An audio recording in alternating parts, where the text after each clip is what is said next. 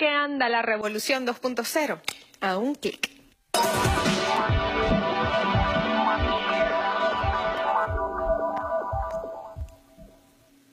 La máxima escala del pensamiento político se alcanzó cuando algunos hombres tomaron conciencia de que ningún pueblo y ningún hombre tenían derecho a explotar a otros y que los frutos del esfuerzo de la inteligencia de cada ser humano deberían alcanzar a los demás. Que el hombre, en fin, no tenía por qué ser lobo del hombre, sino hermano del hombre. Esa es la esencia básica de los postulados del socialismo.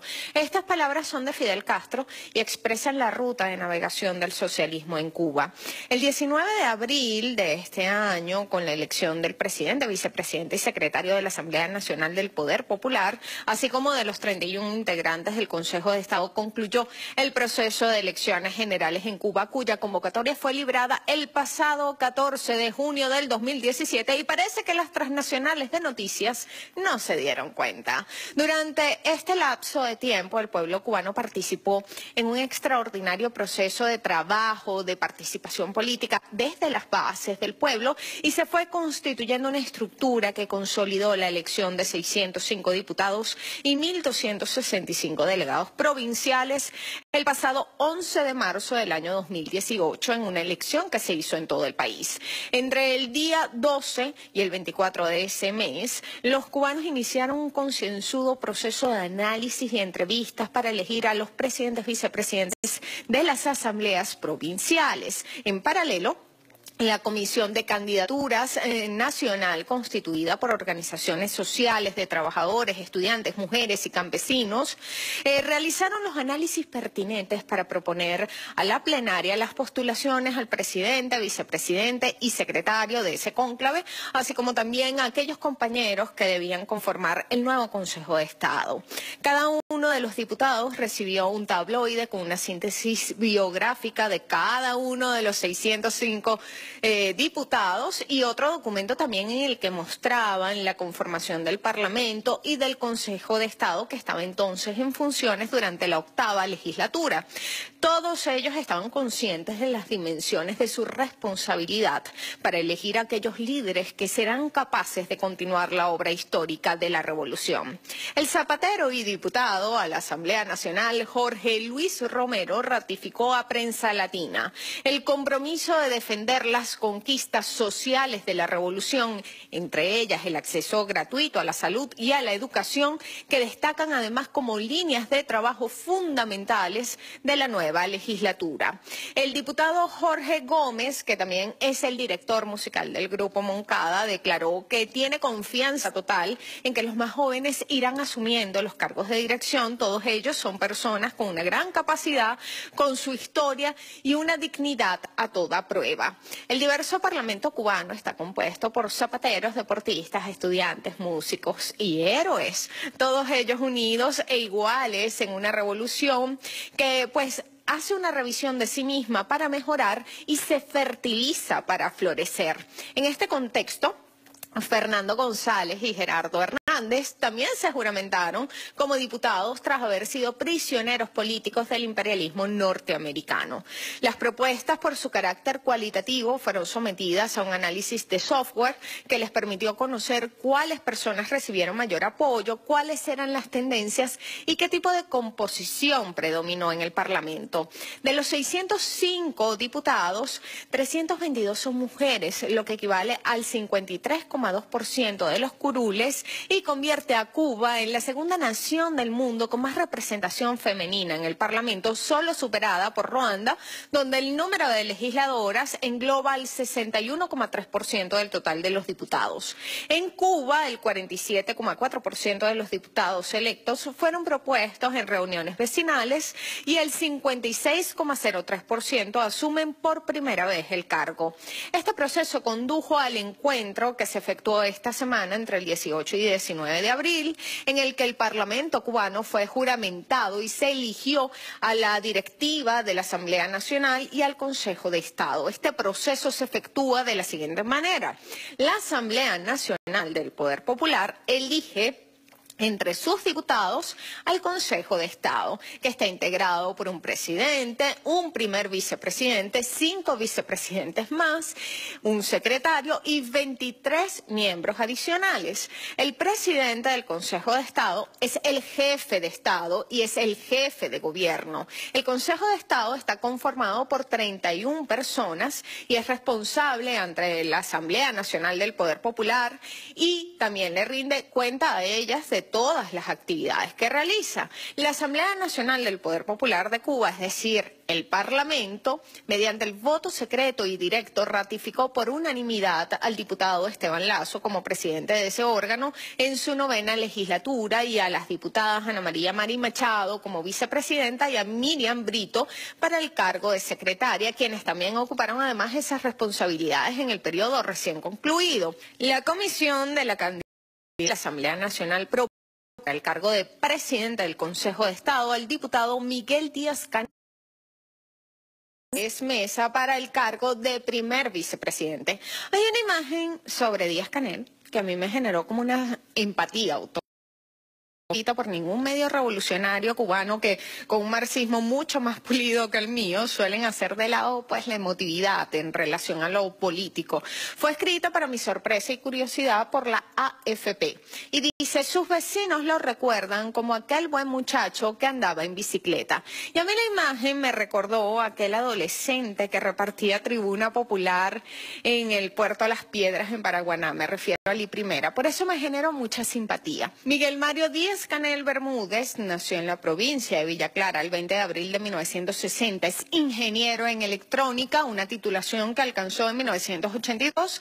Tras su graduación se alistó en las Fuerzas Armadas Revolucionarias hasta 1985. Ese mismo año comenzó a dar clases en la Universidad Central de Las Villas. En 1987 se convirtió en un cuadro de la Unión de Jóvenes Comunistas de Cuba.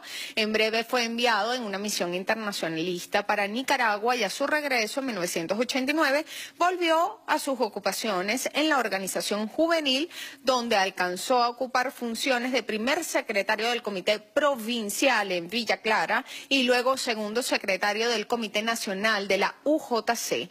Para mí es un dirigente de pueblo, un dirigente de masas. Cuando él dirigió el partido aquí fue sensacional porque ni tenía hora de salida y estaba en todos los lugares. Así lo recuerda José González, un jubilado de Santa Clara para la AFP. En 1993 inició su trabajo como cuadro del Partido Comunista de Cuba y un año después fue electo primer secretario del Comité Provincial en el territorio villaclareño. En el año 2003 fue electo para un cargo igual, pero en la provincia de Holguín. Ese mismo año, a propuesta de Raúl, pasó a formar parte del buró político del Partido Comunista de Cuba. Raúl entonces dijo de Díaz-Canel: tiene un alto sentido del trabajo colectivo y de exigencia con todos los subordinados y predica con el ejemplo en el afán de superarse cotidianamente. Ha mostrado una sólida firmeza ideológica. Tras acumular notables resultados al frente del partido en Holguín, fue promovido en mayo del 2009 al cargo de ministro de Educación Superior hasta el año 2012, cuando asumió como vicepresidente del Consejo de Ministros, quedando a cargo de la atención de diferentes organismos vinculados a la educación, a la ciencia, el deporte y la cultura. Pero un año después, al constituirse la 8ª legislatura de la Asamblea Nacional del Poder Popular, Díaz-Canel fue designado primer vicepresidente de los consejos de Estado y de ministros. El compañero Díaz-Canel no es ningún advenedizo ni ningún improvisado. Su trayectoria laboral acumula casi 30 años, comenzando desde la base. Ese mismo sentir que manifestó Raúl ahí lo tienen la mayoría de los cubanos. En varias intervenciones públicas, Díaz-Canel ha defendido la necesidad de fortalecer el poder popular como una forma de potenciar el desarrollo territorial, así como el diálogo con las nuevas generaciones. Las opiniones distanciadas que buscan escarbar en una imagen irreal de Cuba, pues poco o nada importan ni aportan. Díaz-Canel recibe el corazón del Caribe de las manos de un liderazgo histórico que ha sabido cuidarle. Cuando Díaz-Canel recién daba sus primeros pasos, de hecho tenía un año, en 1961, el imperialismo norteamericano emprendió la Operación Pluto, la más grande y costosa de la inteligencia de los Estados Unidos hasta ese momento. El día 15 de abril de ese año, un ataque aéreo a la Ciudad Libertad, a San Antonio y a Santiago de Cuba intentó destruir la flota de aviones de combate cubanos. El plan era tomar 3 playas a lo largo de 40 millas de Bahía de Cochinos con 5 barcos mercantes, 2 unidades de guerra, 3 barcazas, 4 lanchas de carga con el objetivo de inocular a 1.500 mercenarios que les iban a permitir, operación paramilitar mediante, atacar a las Fuerzas Armadas Revolucionarias Cubanas y otras maniobras de combate que los iban a distraer en la costa oriental, norte oriental específicamente, y la zona central del país y Pinar del Río también. Todos estos focos los iban a encender simultáneamente, ¿no? Después de establecer esta cabeza de playa en Girón, Ciénaga de Zapata y centro-sur de la isla, pretendían instaurar un gobierno provisional que solicitaría apoyo a Estados Unidos y este pues respondería con una humanitaria invasión militar. Fidel personalmente lideró los combates, Raúl se hizo cargo de las operaciones en Oriente, Juan Almeida en el centro de la isla y el Che comandó en Pinar del Río. Los enfrentamientos se prolongaron durante 72 horas. Para el 19 de abril, Fidel y Cuba habían propinado la más grande derrota militar en la historia de agresiones de Estados Unidos contra América Latina. La historia de la agresión de Playa Girón no es solo un acontecimiento histórico importante, y no solo se tradujo en una gran victoria de la Revolución Cubana y en una gran derrota del imperialismo, sino que también en ocasión de aquella invasión se proclamó el carácter socialista de la Revolución Cubana. Así lo recordó Fidel Castro en un discurso que pronunció un 19 de abril, pero de 1991. Raúl permanecerá al frente del Partido Comunista en Cuba y se mantendrá allí hasta el año 2021. Para continuar contribuyendo a salvaguardar nuestra arma más importante, la unidad, y la más hermosa obra que han hecho, la revolución. Díaz-Canel pronunció su primer discurso como presidente, dedicando el primer pensamiento a la generación histórica, que con su consagración y humildad los acompaña en esta nueva etapa de responsabilidades. Ellos ennoblecen esta sala y nos dan la oportunidad de abrazarlos en la obra viva. Reconoció las preocupaciones y expectativas que provoca un momento como este, pero también destacó la templanza del pueblo cubano. La revolución cubana sigue de verde olivo para vencer todos los combates. Asumo la responsabilidad para la que se me ha elegido con la convicción de que todos los cubanos seremos fieles al comandante en jefe Fidel Ruz, líder histórico de la Revolución Cubana, y el ejemplo, el valor y las enseñanzas del general de ejército Raúl Castro Ruz, el líder actual del proceso revolucionario. Los nombro a ellos y evoco a Martí en su semblanza de Céspedes y Agramonte. El extraño puede escribir estos nombres sin temblar, o el pedante, o el ambicioso, el buen cubano, no. Los revolucionarios comprenden que los procesos históricos y que los años pasan. Y mucho más, además, cuando se es marxista, cuando no se le teme a la historia. Habitar en ese pensamiento te deslastra de la tristeza y del pesimismo en la ocasión de entregar el testigo a las nuevas generaciones.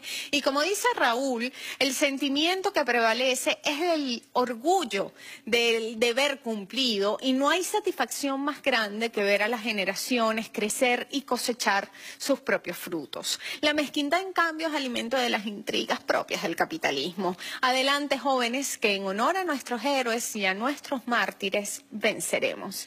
Mientras el capitalismo reincide en el odio y la violencia, nosotros reincidimos en el amor y la esperanza. Hasta un nuevo clic.